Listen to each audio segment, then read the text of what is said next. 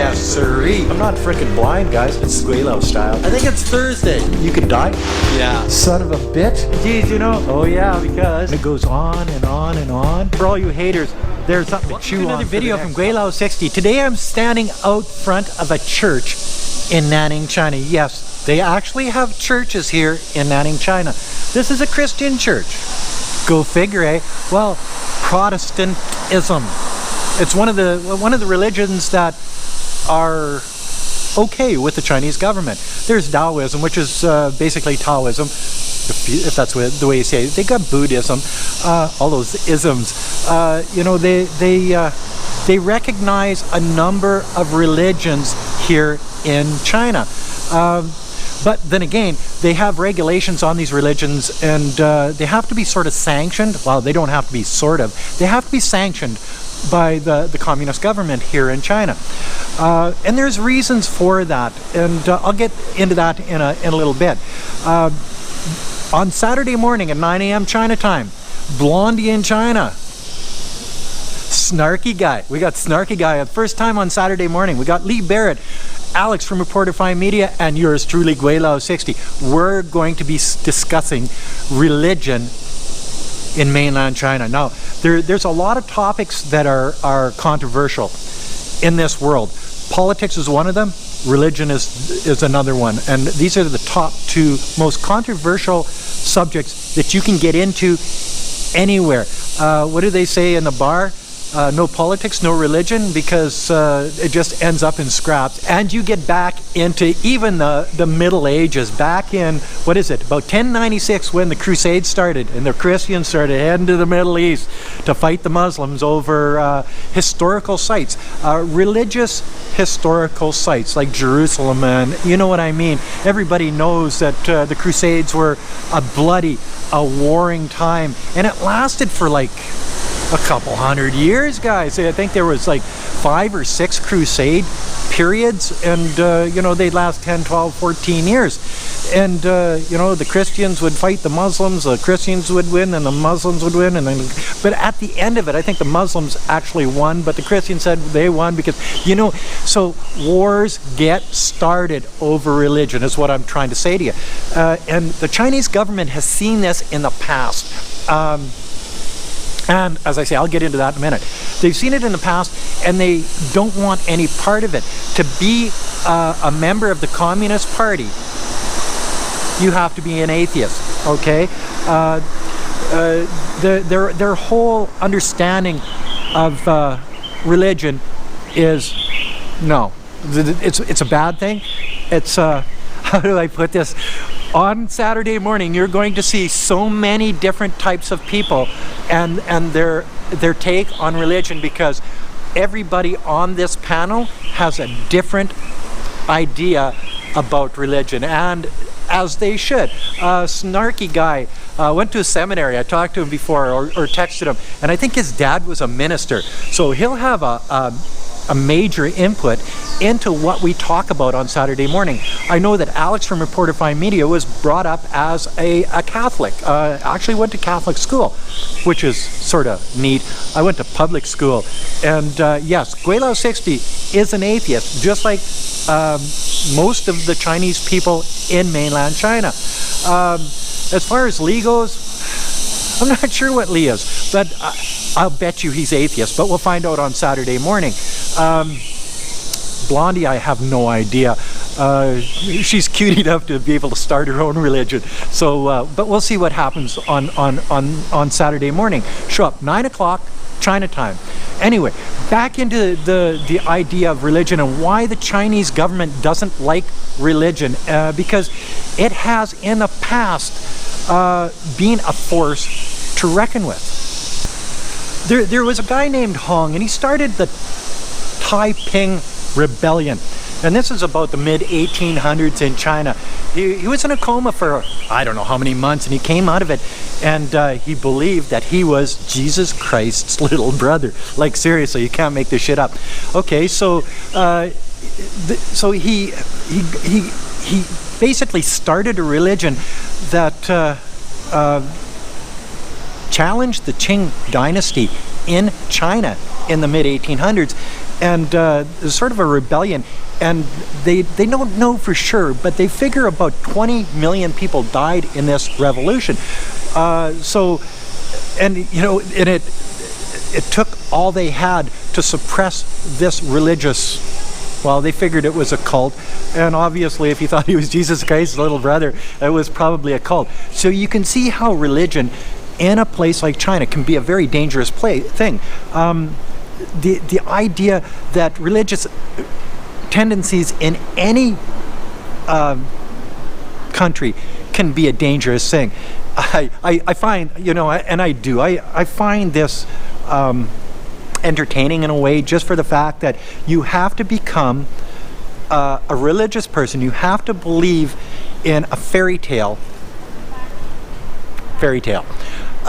to become the president of the United States, because without the evangelical right-wing nutcases in the United States, you just don't get enough votes to become the president of the United States. You've got to be a Bible-thumping member of the Christian society to become any large politician in the United States. See, in Canada, we don't even know whether Trudeau's a Christian, an atheist, or whatever, and it doesn't matter because Canada's just not that way. But the opposite is China from the United States, where if you believe in Christianity, if you believe in a fairy tale, you cannot become the big boy in China, or any of the big boys, or even part of the Communist Party. Even the families of the members of the Communist Party are told, don't do any religious ceremonial stuff in public. If you do, it could cost you that position in the Communist Party, because they do look at it as one of those things that is something to be reckoned with. And we'll get into all of this stuff on Saturday morning. But the idea that cults like Falun Gong, and they say, oh, that's not a cult, that's religion. No, it's not. Scientology, cult. You know what I mean? It's all of these different things that the Chinese government looks at and says, no, we don't want any part of that. They do recognize the Muslim religion in the Xinjiang province, and there's some bone of contention there, and there's terrorism, there's re-education camps. Yes, there is, and I think it's a good thing that the Chinese government deals with it like that, rather than tapping them like the United States. That's just offing everybody, and have the drones fly over and drop a bomb on them, and missile their sorry asses. The Chinese government deals with it in a different way. But they do recognize the significance of the Muslim religion, and in the main part of China, it's left to do their own thing. Where Wei Feng and I go for soup every once a week or once every 10 days is a Muslim mosque that makes beef soup, and it's really good. So we go there, as I say, once a week or once every 10 days for breakfast. They leave them alone because they don't do any harm. But you get up into Xinjiang province, there's harm being done, and so they deal with it in their own way. As you can see, religion can be a problem for a government. The United States deals with, well, how many wars has the United States started with Muslim countries? Exactly. And now that the Chinese government is atheist and the American government is Christian, who do you think is the bad guy on the block? So now they're starting to get into the good boy, bad boy, or good country, bad country between the United States and China. And when Trump cleared out that street in front of the White House, so he could with rubber bullets and tear gas, so he could walk across the street, hold the Bible upside down and backwards for a photo op in front of the church. That shows you what type of a Christian he is. You know what I mean? But the idea that they use religion as an excuse to start a war. They use religion as an excuse to hate somebody. They use religion as an excuse, period. And it's been going on for centuries and centuries. And this is probably one of the main reasons why the Chinese government is just not into religion. And the Communist Party is just not into religion. Snarky will tell you different because I think he's a religious guy. Alex, reporter Fi Media, will tell you different because I think he's a religious guy. He goes to church every Sunday. I know this for a fact because I was living with him for a couple of months. You know, as far as Lee and Blondie go, well, you know, I don't go to, well, I'm at church right now. But you can notice that there's a lock on the door, and this gate was closed, but I just came in anyway because it's a church. What are they going to do? Arrest me because I'm on church ground? I don't think so. It's pretty mellow here in China. The Buddhist religion is probably the biggest one in mainland China, and it's like you get reincarnated and all this other stuff. There's between 185 and 250 million members of the Buddhist church, as close as they can, you know, count. House churches are banned. If you get caught going to a house church, you could probably go to jail. You will be reprimanded. You know, there's things like this that it's so much different than the United States, Canada, Great Britain, all of these other countries. So is this a good thing or a bad thing? Well, as far as I'm concerned, it's a good thing. But I'm pretty sure that we're going to get different views from different people on Saturday morning. So show up. That's 9 o'clock China time, Saturday morning. I think it's 6 o'clock Pacific time, 9 o'clock Atlantic time, 2 o'clock in the morning UK. As I always say, you're taking it on the chin. Sorry guys. Cup of coffee, cup of tea, and show up anyway. Anyway, that's another video from Gweilo 60 promoting our Saturday morning show, as I usually do on Friday morning. And be there. Help out, watch.